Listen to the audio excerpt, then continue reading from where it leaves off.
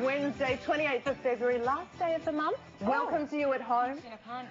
That's tomorrow. Oh, okay. Hello, studio audience. Hello there. Thank you so much for coming.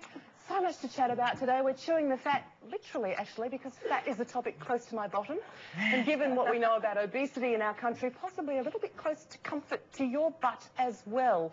It's no fun being unhealthy and feeling blobby and overweight, is it, Lise? No. You know, not to say that you're fat now. No, but no, Libby, you are right. I did lose 20 kilos. Goodness. Yes. When did all that happen? It was last year, actually. Just changed my diet, did a bit of exercise. Lucky I did, otherwise I'd be watching it all in widescreen.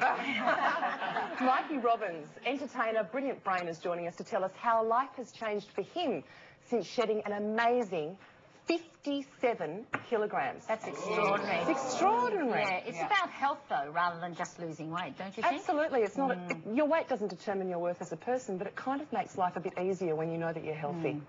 Also on the show, Mary? We're talking about euthanasia. There's a very interesting case. 2 women have been charged with murder following a mercy killing, so that's one to get our teeth into. And female bosses, bitchy or not, it'll be interesting to find out what my team have to say back at Billback at 2 o'clock today. But the sad news of the day is the sudden death at 60 of Aussie rocker Billy Thorpe. It seems to have touched so many lives when you were listening to the wireless coming in today, Zoe. I know, it was amazing. I didn't realise how brilliant he was. I mean, there was Johnny O'Keefe and there was Billy Thorpe. Yeah. He actually, when the Beatles came, he kept them out of the top of the chart, and John Lennon said, I want to meet this Billy Thorpe character. But had you heard of him? Was he... I had heard of Billy Thorpe, actually, because I did a show called the ARIA Icon Awards where they celebrated legends in Australian music, so I'd heard about him then, but I didn't know how amazing he was. I didn't know he had a top 10 album in the States. Here's a little bit of Billy Thorpe on your screen right now. Audience, were you Billy Thorpe fans? Yeah. Touched your life? Yeah, certainly did. I think the reason why there's been such an outpouring of sympathy is also because he was so young. Absolutely. And he was a healthy living fella too. I think he partied pretty hard back in the 60s. I did read his autobiography. Some people I know say that I'm crazy. But still such a his terrible... autobiography or your autobiography? I'm going to steal the title. I actually had a brush with him. Really? In 1968, I was a barmaid at the Mossman Hotel. I used to wear green suede hot pants in those days. I couldn't get away with it now. Ooh, Mary. Anyway, he was on, there was a disco upstairs, and the Aztecs and Billy played on a Friday night, and they closed the whole club down the next day because it was so loud, everybody in Mossman complained.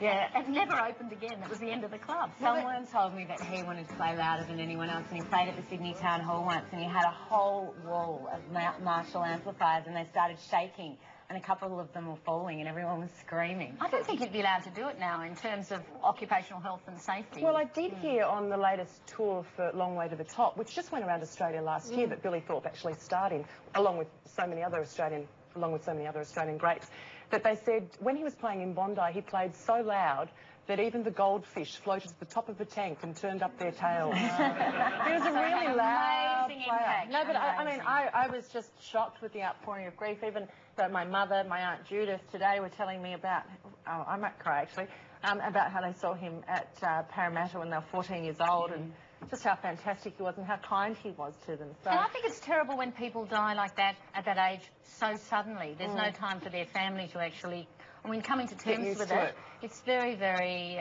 it's a Shocking. huge shock. Let's take a look at Billy in action. Introducing Billy Thorpe and the Aztecs.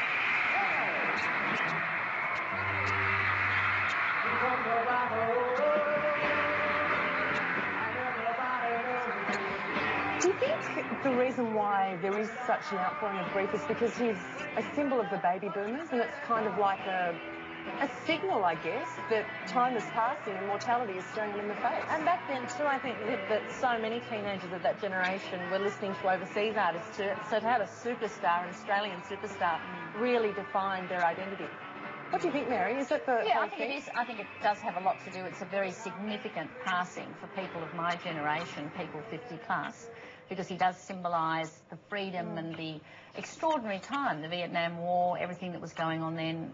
And the screaming. Oh, the screaming. I mean, you scream now. I love We've got Boone Fanning and we've got Ben Lee. They're all singing songs like, I just want to wish you well. You know, it's all kind of folksy and friendly. But you guys were screaming with your tops off. But if you think about it too, Liv, my tops off.